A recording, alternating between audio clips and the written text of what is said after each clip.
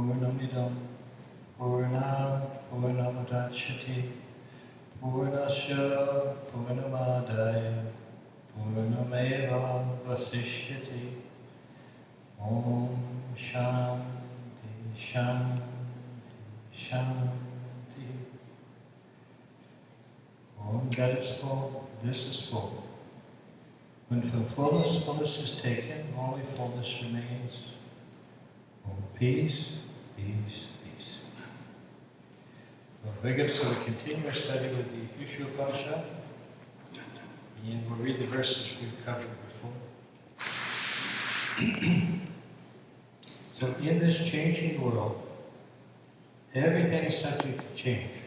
Yet everything is covered by the Lord. Practice renunciation and be strong in the consciousness of the self.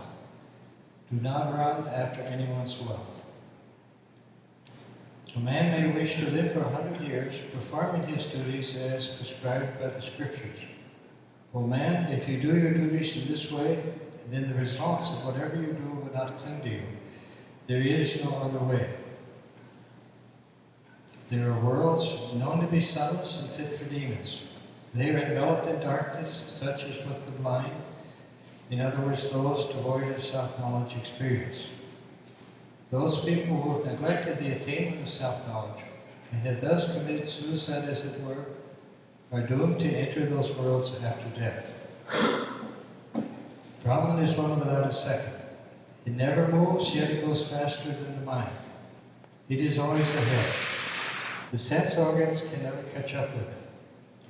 It is still, yet it defeats all in the race. By its power, the Lord who dwells in space upholds water and everything else in the phenomenal universe.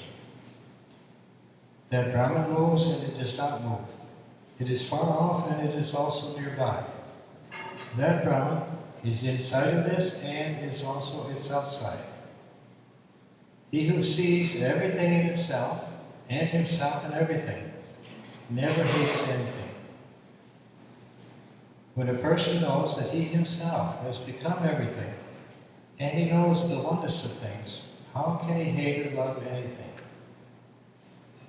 He, the Self, is all-pervasive, radiant, without form, without any defect, immaculate, untainted, all-knowing, the master of his own mind, the best of all, of independent origin and eternal. He dispenses to each his due. Those who mechanically perform sacrifices, avidya, go into a darkness that is like being blind. But those who merely worship gods and goddesses, vidya, go into a deeper darkness. Scholars say that the path of vidya, performing agnihotra and other sacrifices, and the path of vidya, worshiping gods and goddesses, produce different results. Wise men confirm this. He who worships gods and goddesses, vidya, and also performs sacrifices, avidya, attains immortality by sacrifices, avidya, and attains bliss by worshipping gods and goddesses, avidya.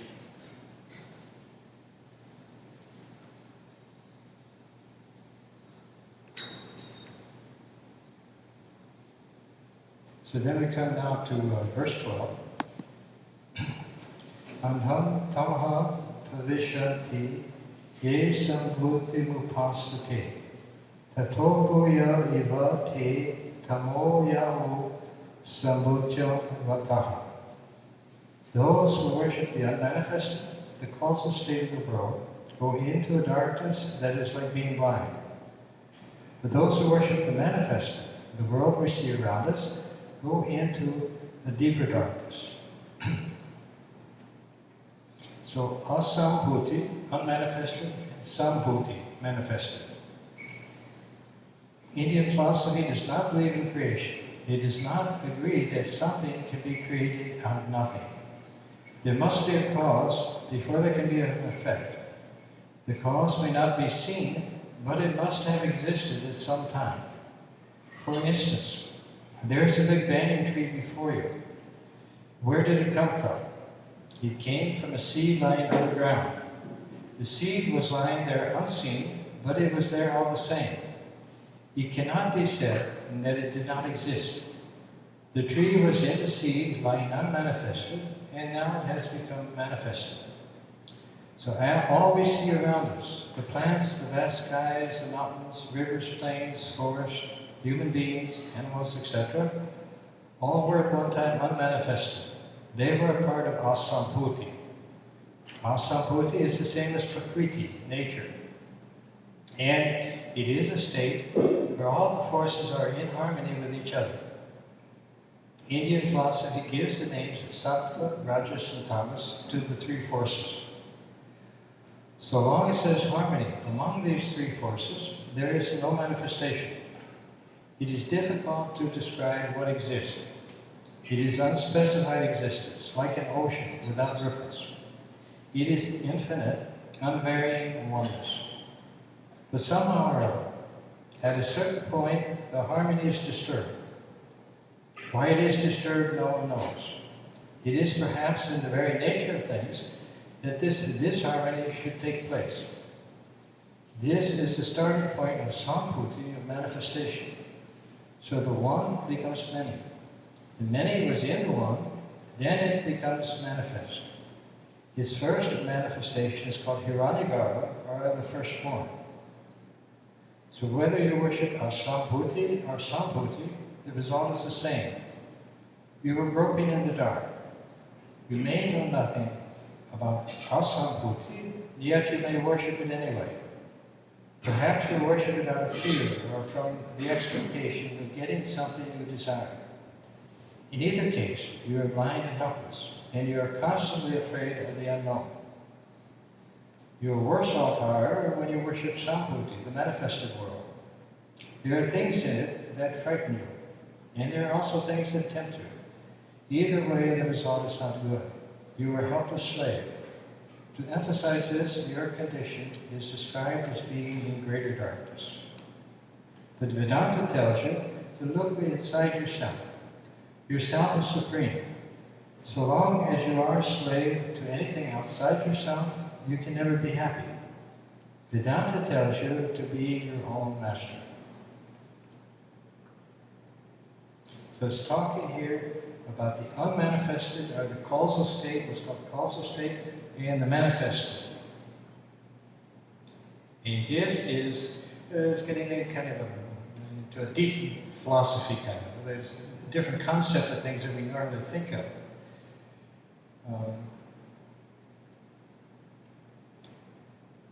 The kind of foundation of Advaita Vedanta, and not dualism, kind of ultimate truth, is found in Shankara's commentary on the Mandukya Upanishad, or found in the Mandukya Upanishad, where it takes the mantra Om, and it breaks it down into three letters, A, U, and Ma. And it says these three letters represent three different states of consciousness. A represents the waking state, the state we're in now, where we're seeing an outside world, and we experience that and we're aware of it. U represents the subtle state of consciousness, or the dream state of consciousness, where at that time we're living in a world or reality that's created entirely out of our own mind. And then Ma, the third letter, it represents what the causal state, which corresponds to our deep sleep state. And and we actually recycle through all three of these states every day. You know, it sounds like very strange kind of philosophy, because normally our concept of reality is pretty much anchored on here. You know, this is the real world. And we look at dream, we say, oh, that's just imagination. And we look at deep sleep, we say, I don't remember anything. It's just, I was peaceful, but I don't remember anything. And so, but according to Indian philosophy, it's actually the reverse of things. That this world is the outgrowth, or the creative force behind this world. It's kind of not here, but it's at the deeper, more subtle level. And deeper than that is the causal level. So for example, you look at the people that are building a house, And you look there, they're sawing wood, they're putting up struts, and laying brick and everything else. And then you say, this house was built because of the hard physical labor that everybody did on it. You know, they put the materials together, they hammered nails, and so you have a house. And that was what created the house. But actually, what created the house was the idea that was in the mind of the architect. You know, in other words, first it was conceived in his mind, and he laid out the plans and designed it and said, okay, what we call the physical ability, construction, was actually just the working out, the implementation of an idea that was at the mental level, the subtle level. And so the real creative force behind that house was the coming from the subtle level and expressing itself at the physical level. In the same way, in Hinduism I say that the real creative force behind this universe starts deep within consciousness. It comes down, it reaches the mental level where it expresses itself as dreams, as ideas and so on, and eventually the kind of final state is it expresses itself as a physical kind of reality here. In other words, the source of this world is not, the most important thing about this world is not what we see in this world. This is only the effect. The cause, what makes this world what it is at more subtle levels of consciousness. And so what Vedanta says and what yogis do. For example, you all hear some yogis, like Sai Baba or something, have mystical powers or occult powers. They can do all kinds of things ordinary people can't do. This is because their consciousness, as it goes inwards, as it becomes more subtle, is getting more into the actual creative forces that are expressing themselves here. And so then they can do things which seem like miracles to us, because we can't find any physical explanation for it, but it's just these natural laws at the level that they're at. So in other words, there are many different levels of consciousness, and the higher a person goes into consciousness, the more he's actually in control of the creative forces in the world. The more we're totally at the physical level of consciousness, the less we're actually into the real kind of source of things. Yeah, it's like once Henry Ford, he had one particular worker. He used to work and all day long the worker would just kind of sit and he would just stare out the window. Yeah? And one of Henry Ford's friends said to him, he said, "Why don't you fire that guy?" He said, "Every time I come here, he's just looking out the window, staring off into space." And then Henry Ford told him, he said, "Well, that's his job. His job is to sit there and think, and every year he comes up with ideas that make me a lot of money." So that's it. And that was the source of all our success in life. The higher is actually coming out of the more subtle mental level, and even deeper than that is what's called the causal level. So now the causal level, this corresponds to deep sleep, and is actually considered a very high state of consciousness. But in our experience, we don't remember anything. And so that's it seems like a waste of time. Although we come out and refreshed, feeling peaceful, and so on, but it really doesn't seem like much value. But at the same time, the yogis will say this is actually it's called yoga nidra. The sleep of yoga is actually a very high state if you can be consciously aware in it. So in the Mandukya Upanishad, it mentions these three different levels of consciousness: waking state, dreaming state, and the causal state. But beyond this, it says the silence, after you pronounce all, that silence represents Turiya, the fourth state. Now, Turiya, this represents Samadhi. This represents a state of consciousness which is our true nature, our true self. And what it means is that In the causal state, we're actually in a high state of consciousness, beyond kind of body, mind, but it is covered by what's called ignorance. So we don't remember anything, we're not aware of anything. But in Turiya, you're fully aware, you're fully conscious. And then you know that you are completely Brahman, you're Atman, your spirit, your eternal spirit, and you're one, the consciousness out of which everything else has come.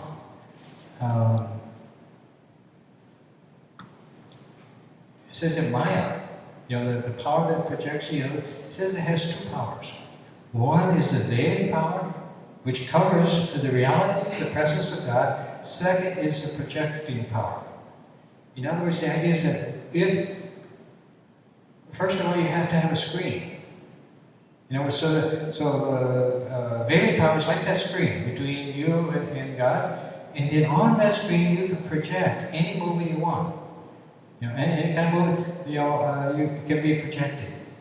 And so we first of all kind of block out the presence of God, create our kind of screen, and then we can live and experience any kind of life.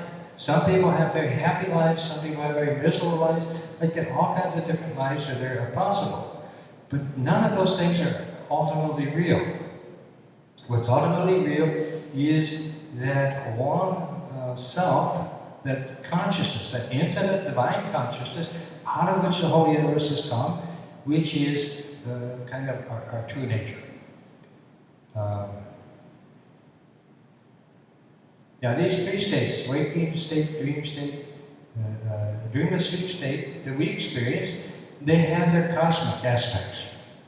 So in other words, you have the waking state and you have the physical universe. You have the actual physical universe out there, and stars and planets and everything else.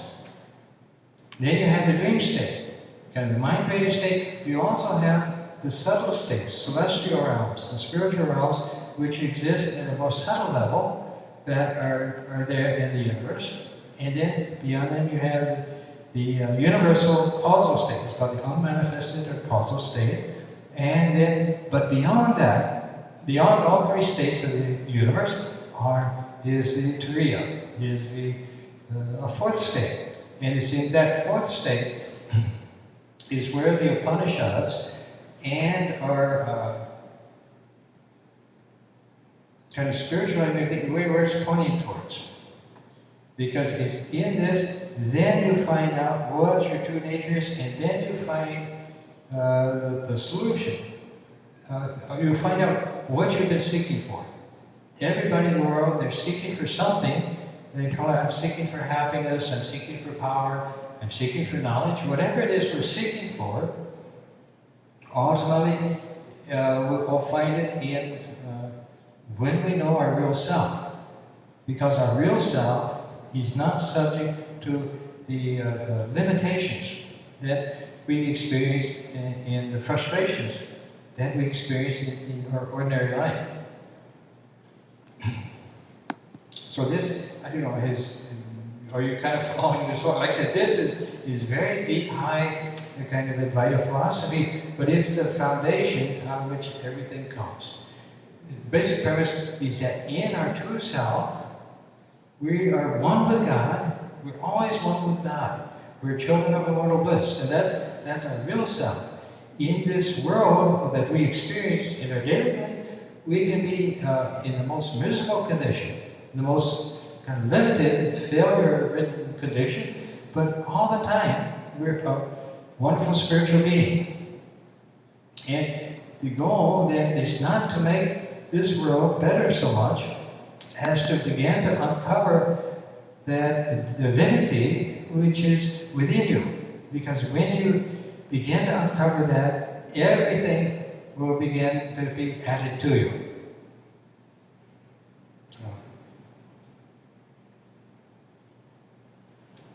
So you have the three states, the waking dream and dreamless sleep or causal state, and beyond these you have the Turiya state.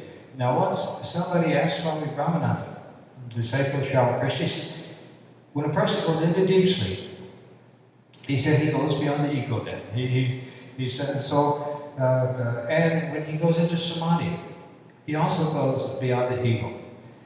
And he says, so what is the difference between the two? And Swami Varadananda answered and said that when a person goes into deep sleep, a fool, he comes out a fool. But when he goes into samadhi, a fool, he comes out a sage. In other words, when we realize the truth about ourselves, which is beyond all levels of creation, then we'll find that everything is added to us. And this is why at the end of his commentary he says, after talking about kind of the unsatisfactoriness of either focusing on the manifested or the unmanifested, then he said, but the Vedanta tells you to look inside yourself. Yourself is supreme. As long as you are a slave to anything outside yourself, you can never be happy. Vedanta tells you to be your own master. And because that self that they're talking about is not the ego, it's not a little personal self, that self is the consciousness, which is out of which everything has come. Ultimately, everything, at every level of the universe, is an expression of consciousness. And we've used the example before of trying to explain, giving a different concept about creation. Normally, we tend to think of creation as God created the universe and then He put it out there. And then He sits up in heaven and He kind of runs it and so forth. And that is like, a painter, he paints a painting, and then painting's finished, he can sell it, he can give it away, he can hang it on a wall, he can send it to San Francisco, he can do anything he wants. The painting is something completely separate from him, and it just, it can do what he wants with it. But now there's a different type of creation, which is the creation that you get when a writer, a novelist, is creating a novel. Now he creates a whole world full of people, full of events, full of activities, full of things going on. Yet that world is contained only within his own consciousness, within his own imagination. And if the characters in his book were conscious and began to ask, who made us? Who created us? They could examine every single person, every single object or thing in the world, and they wouldn't find anybody or anything that was their creator. But yet all the time, the creator is present right there because they're existing within the mind of the creator. So this is when you think of God as the creator of the universe, it's called Hiranyagarbha, which means the cosmic mind. You know, there's like one vast cosmic mind. We're all like ideas within that mind, but yet we're never actually separate from that mind. And can't be, because that is if the writer stopped thinking about his book, he gave up and stopped writing, then that whole world, it would just disappear.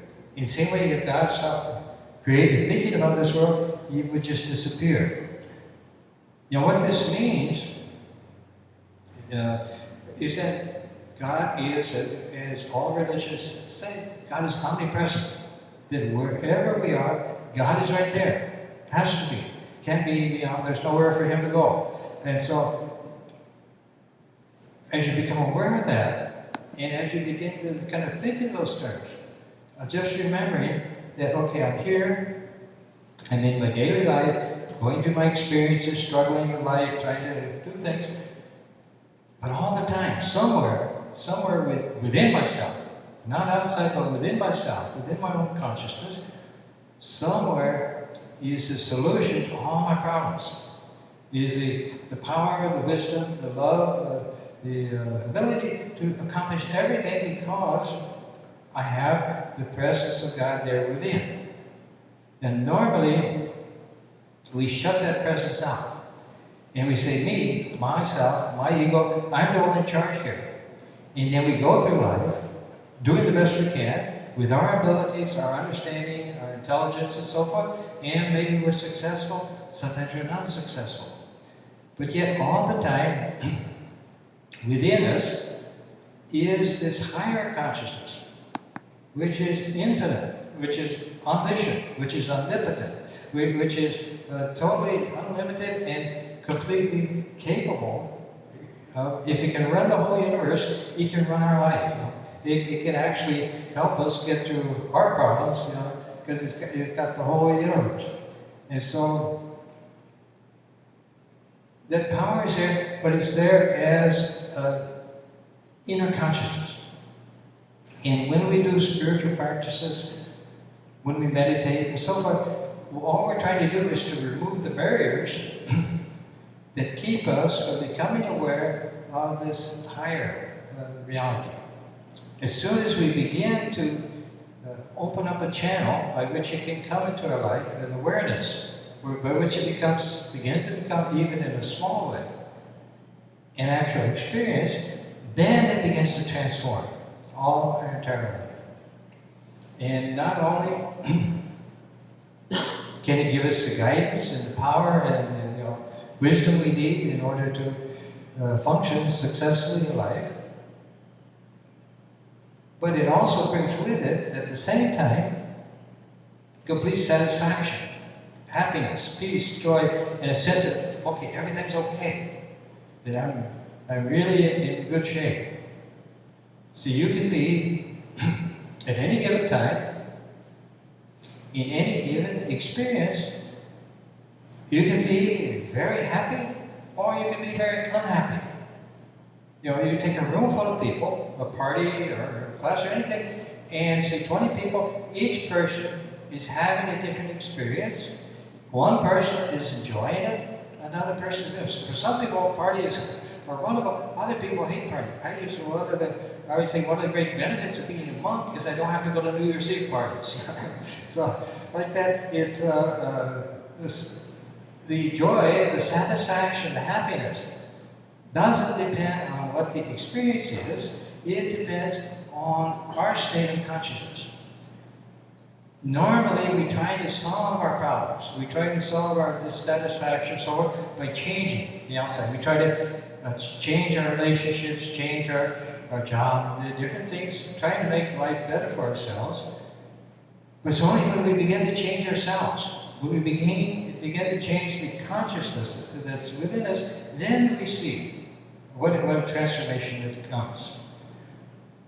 As I mentioned many times before, we can achieve what we want to achieve out in the world. We can make our $1 million and still find we're no happier than we were before. I think last week I mentioned the example that if you took somebody from the Middle Ages and brought them into this world, and you showed them that all you have to do is you flip the switch and you have light. You don't have to light torches or anything. They would think this was the most wonderful world, that we were in heaven. It's such amazing things we have now. But yet, how much joy do you get out of your light switch? Yeah, it's just there. It's a convenience. If we had to light torches and things all the time, it would be a real pain. And so, it's like a computer. I tend to have computers that get kind of slow and clunky, but they're fine with me. And then somebody brings me a new computer. And so, it's so zippy and all. But I was satisfied with the old computer before, but now I realize, this is so much better, and I would never go back to the old one. I remember my first Mac, way back then, is you turn it on, and then you go get a cup of coffee, waiting for it to start up.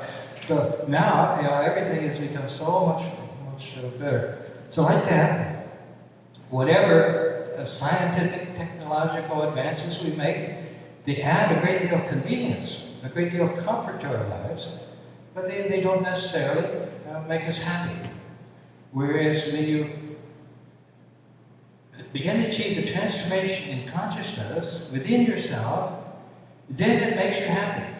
And you maybe you have money, maybe you don't, maybe you have one thing, but you find part of it, an important part of beginning to attain this type of higher consciousness is that you don't depend on anything outside yourself. You don't need anything outside yourself. When you're happy, then you're happy. And this changes our relationship with the world. Most people, we're looking outside ourselves, we're looking at other people, things, depending on them, needing them to satisfy us, emotionally, physically, economically, whatever, but we're depending upon the outside world and people to make us happy. And this means that we're always demanding from other people. Because when you need, particularly in relationships, when you need another person to make you happy, when they don't, and then you get frustrated. And then you get upset and things become difficult. On the other hand, when you begin to find your happiness inside, and you stop looking for it outside, now your whole attitude changes. That instead of being a grabber in life, of trying to look at each person, what can I get? Some people, whether it's money or whether it's love or whatever, but what can I get out of this person? Now you become a giver. You say, I've got what I need. I'm happy. And so then it becomes natural to begin to share it with other people. And so now instead of depending on other people or things outside yourself to make you happy, you find happiness inside yourself, and you begin to let it flow outside yourself. And this ultimately, when we read that chapter on Tree of Life, this was the idea, is that all of the creative power of God, out of which the whole universe has come, that whole power is there within each individual. That we're all like branches on a tree. And all the branches are part of the tree, and they're getting all whatever they need. Their life support, their everything else, their nutrition, everything else, everything is naturally flowing to them from the tree. And everything we need to be satisfied in life, to fulfill our nature, will be supplied without effort on our part. But then ego is like the branch that you cut off from the tree. Now we're saying, I'm not a part of the tree anymore. I'm this separate individual. And whatever I'm accomplishing through my own power, my own knowledge and so forth. And so we go through life. But just like a branch that's been cut off from the tree, you gradually begin to wither and dry up because you're not connected to the flow anymore. And so this is what happens in ordinary life. Is we come into life with a lot of energy, a lot of enthusiasm, a lot of possibilities, but then as we go on, we start withering up, and we start kind of drying out. But if we're connected, if we maintain our connection to the tree, then all along everything is being kind of supplied to us. And everything is flowing properly and easily, naturally. So this is what, when they talk about Advaita philosophy, and they talk about, for example, to look inside yourself, and yourself is supreme. Now this self they're talking about, this is self with a capital S.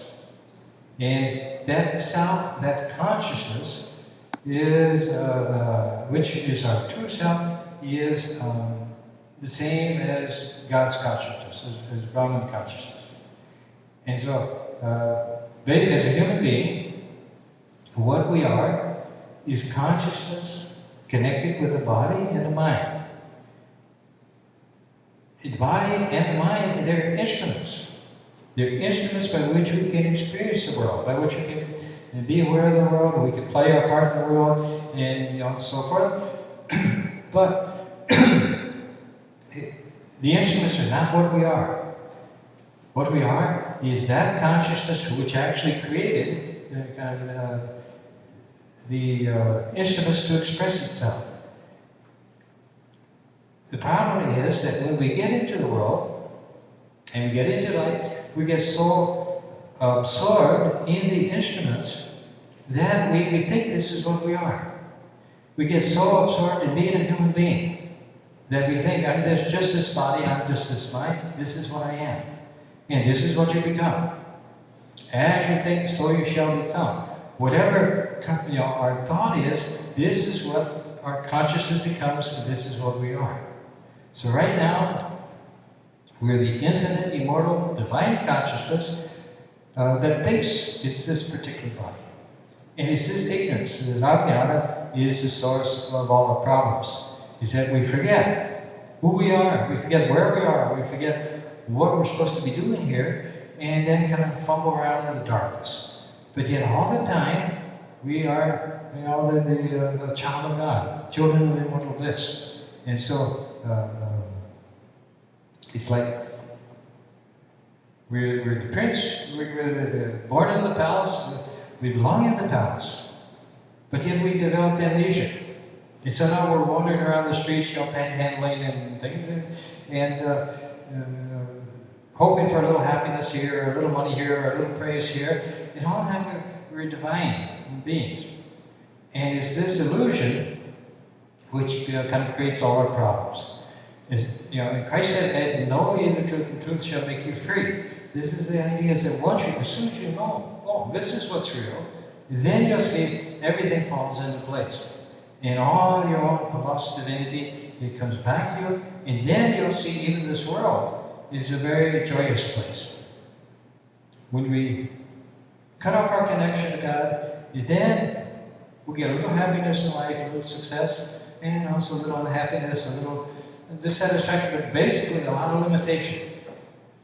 But as soon as you begin to know, become aware of the presence of God, then you'll see that everything starts to become filled with that joy, that piece of your own nature, and your whole experience becomes transformed.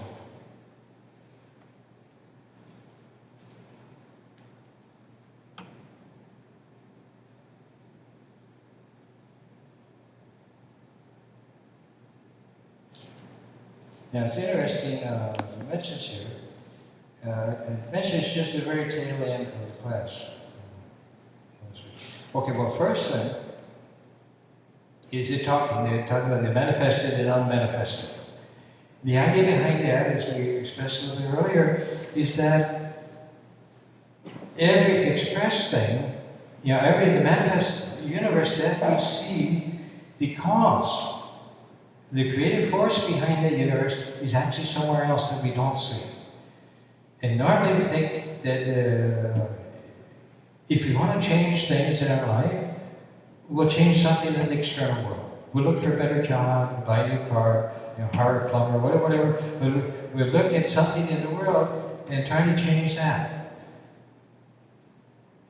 But actually, the cause, this world is actually only effects.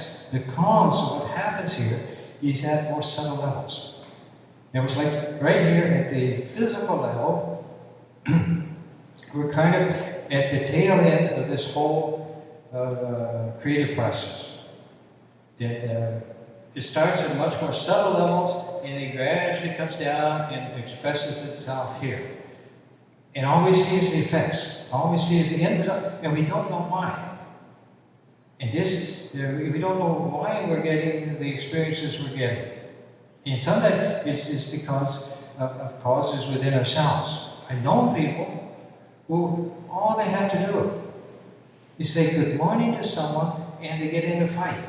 And they don't mean anything, but somehow there's just something about their nature just rubs people the wrong way, and they always getting into fights. And like that, they don't know what's going on. Because consciously, they don't have any ill feelings at all. But like that, there are subtle things going on that we're not aware of, normally, that are really shaping our lives. This is a basic principle of psychotherapy, is that they discover that the problems that people have, serious problems, neuroses, and things like that, actually have their source somewhere deep buried memory from infanthood or childhood or something, and they're not aware of it. And so in psychotherapy, they try to bring that up to conscious awareness. And as soon as the person becomes aware of it, they say, oh yeah, and then the problem can go away. But otherwise, they're having all these problems, all these handicaps and difficulties, and not knowing why. So the world that we experience day to day is actually just the effect of something going on kind of behind the scenes. You know, it's like when I was a kid, back in Virginia, particularly there's one period during the summer when we get a lot of June bugs, Japanese beetles, and they become big all over. And so I would be sitting on the sidewalk, and a little June bug would be walking along, and I'd put a stick in front of him, and he'd bump into the stick. Now then back up, he'd start going there, so I'd put the stick over there, and he'd bump into the stick. But all the June bug knew is everywhere he go, he'd bump into something. He didn't know there's a dumb kid there, you know, moving his stick. Well, it's like that we run into barriers, and we don't know why. Because we don't know what the cause is, and so we just keep bumping into the barriers. But as you change the direction and begin to go more inwards, you know, through meditation, gradually you begin to become more aware. First of all, just what's going on in your mind, but getting beyond that into what your real self, real nature is, and ultimately to the divine creative force, which is there behind your life. So everything that we see in this world, it has a more subtle, so it's like the acorn. We look at the big oak tree, and we say, oh, yeah, that oak tree is there, but that oak tree came from an invisible acorn. That was there, and something that we're not aware of, something that we don't see at all, caused that acorn to break open, to blossom, to set up shoots, and eventually grow into a tree. And so, like that, the more we're on the purely physical, external nature of things, the less we're aware of what's actually going on. So as you begin to go inwards, then you begin to become aware of more of what the kind of the subtle forces, the creative forces are behind the universe.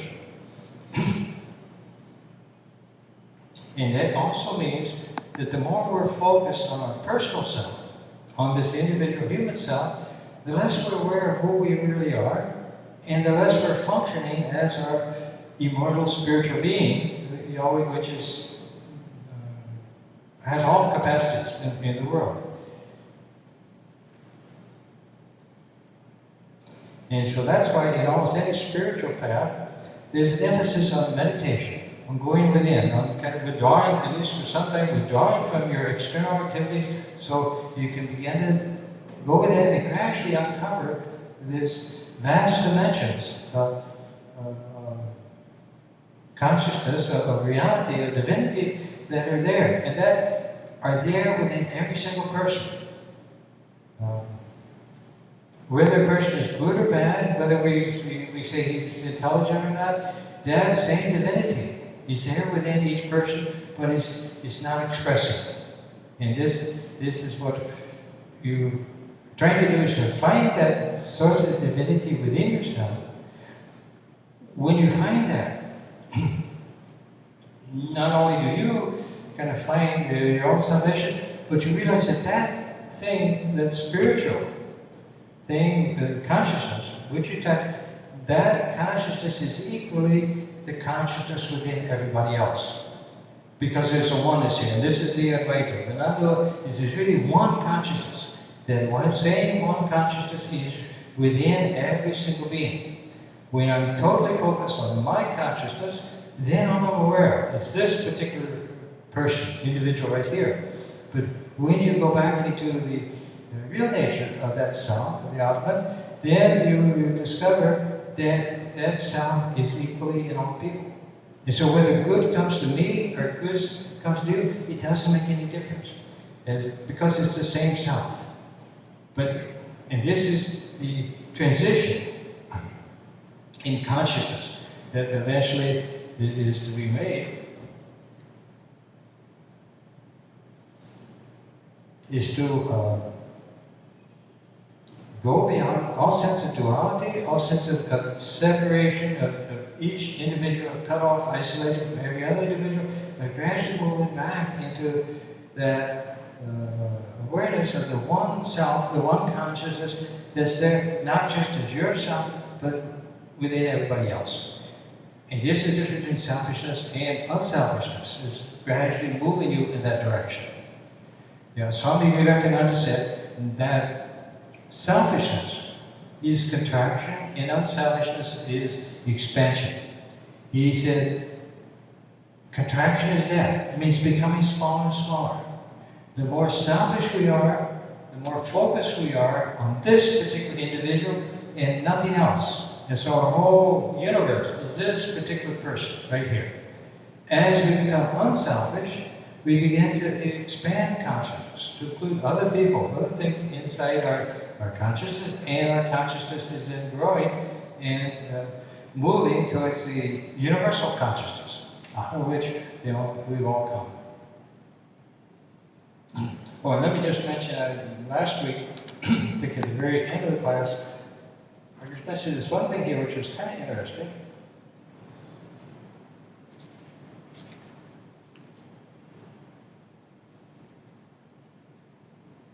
He was talking about, and the commentary is talking about the asambhuti, unmanifested and manifested.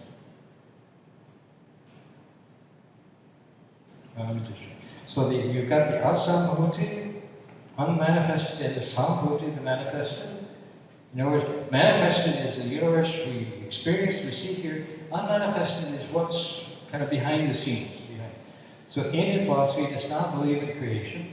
It does not agree that something can be created out of nothing. There must be a cause before there can be effect. The cause may not be seen, but it must have existed at some time. For instance, there's a big banyan tree before you. Where did it come from? It came from a seed lying underground. The seed was lying there unseen, but it was there all the same. It cannot be said that it did not exist. The tree was in the seed, lying unmanifested, and now it has become manifested. So all that we see around us, the plants, the vast sky, the mountains, the rivers, the plains, forest, human beings, animals, etc., all were at one time unmanifested. They were part of asambhuti. Asambhuti is the same as prakriti, nature, and it is a state where all the forces are in harmony with each other. Indian philosophy gives the name sattva, rajas, and tamas to the three forces. So long as there is harmony among these three forces, there is no manifestation. It is difficult to describe what exists. It is unspecified existence, like an ocean without ripples. It is infinite, unvarying, and wondrous. So prakriti, nature, and this by nature is meant not just physical nature, but all celestial realms, heavens, the whole of all creation. So prakriti, in its basic nature, is like a vast lake. And the universe goes through phases of manifestation and unmanifestation, dissolution comes pralaya. So you have the whole universe comes out, expresses itself, then it goes into a state called pralaya, and things get calm again. Now I'll read this next paragraph here. It says that somehow or other at a certain point the harmony is disturbed. Why it is disturbed, no one knows. It is perhaps in the very nature of things that this disharmony should take place. But this is the starting point of sambhuti, or manifestation. The one becomes many. The many was into one, and it then becomes manifest. His first manifestation is called Hiranyagarbha, or the firstborn. So the idea is that, so creation didn't start out of nothing, that prakriti, nature as a whole, is always there. Like I said, it's like you can say it's like a vast lake. Now, in pralaya, or the unmanifested state in the lake, is completely quiet. No waves, no ripples, anything. And then, it's like at the beginning of creation, Brahma, he takes a big rock, he throws it into the lake, and now you have waves and ripples and everything going all over the place. This is the manifested universe. In other words, everything is in equilibrium, everything's quiet, and there's no manifested universe. You disturb the equilibrium, and now everything comes into expression, the waves, ripples, everything else, eventually it gets quiet. Now, the reason I brought this up last week was one time, it was a few years back, I heard a scientist on TV, he was talking about the Big Bang. And he was saying that as far as they could figure out, at the present time, he said that in the beginning, there was a singularity. Everything was like one thing. And then they said something happened to disturb that singularity, and then the whole universe came out. And it's interesting how close it is to what the rishis were saying like 5,000 years ago. You know, another idea that you find in ancient kind of Hindu philosophy is the idea that creation is something cyclical. You have creation, manifestation comes out, is therefore, and then comes back down, and then again, it comes out again, and a new universe comes, and like that, it goes over and over. Now, according to the amount of mass in the universe, scientists say that if the mass is at a certain level, then the expansion that's going on now because of the Big Bang, they say it'll reach a certain point of expansion, and then everything will start to draw back in towards the center again. When it gets all back down to the center of the center, then again you'd have an explosion, another Big Bang, and everything would come out again. So it's interesting how science now is coming up with the same ideas that the ancient rishis came up with, thousands of years ago. So anyway, so we'll stop there. So this whole talk tonight has been kind of abstract, high level, metaphysical, whatever. So I hope you got something out of it anyway. So any questions? Swami, you said that the cause from the cause. Will you talk louder? Okay. No. Like from the cause, the effect, when it comes down to the effect, it's through the subtle form. Okay. Mm-hmm. So, like, is it the subtle form same as the vital force? What? We got? And you can dissect. Oh, just I wanted to say that it is from cause that the effect is coming. Okay. Mm-hmm. You said, and it is through the subtle form. Mm-hmm. Okay. And now, is it the subtle form same as the vital force? With the vital force, that's like at a deeper level, which is the vital force is what gives energy to the body. But now, the source of the vital force is the universal energy, the power. And so, there's kind of two things. One is called consciousness, and one is called prana, or energy, life force. And then creation is a combination kind of the two. The consciousness gives shape to things, but it's the kind of the life force, the prana. And there's almost all these things, there's prana with a small p. It's my life force, what keeps me vital, what keeps me alive. But the whole universe, there's energy there. And that universal energy, that's called prana with a capital P. So that then provides the kind of the energy, the shakti, for things to happen. And so then this is just different. The vital force is then different from the subtle. Yeah. Oh, okay. It is the subtle which is working behind it. Yeah. Behind the vital force. Yeah. Okay. Yeah, there's what they call the pranamaya kosha and the manamaya kosha. The pranamaya kosha, that's your kind of subtle force within your body, providing the nervous energy and things that the body lives on. But then the mental level, you got mind, body, and so forth are there too. Yeah. Okay. So any other questions?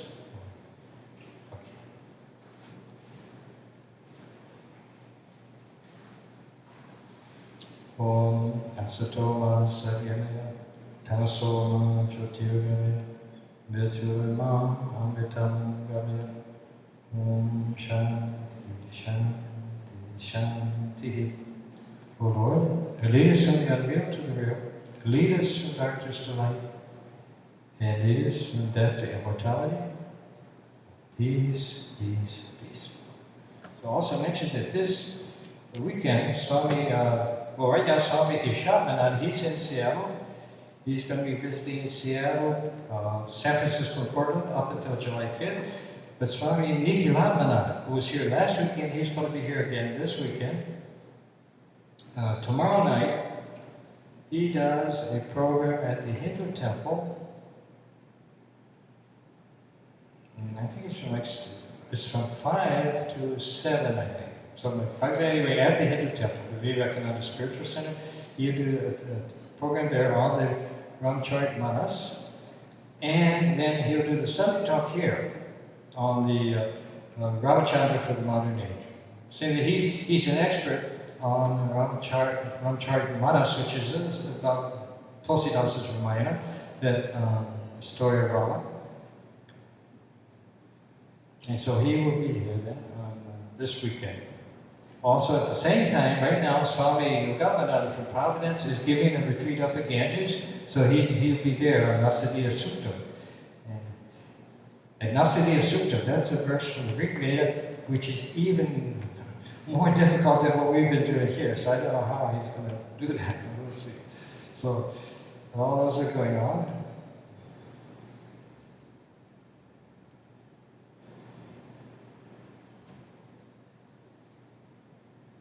Okay, so that's it. So Swami Isha Upanishad, he'll be back on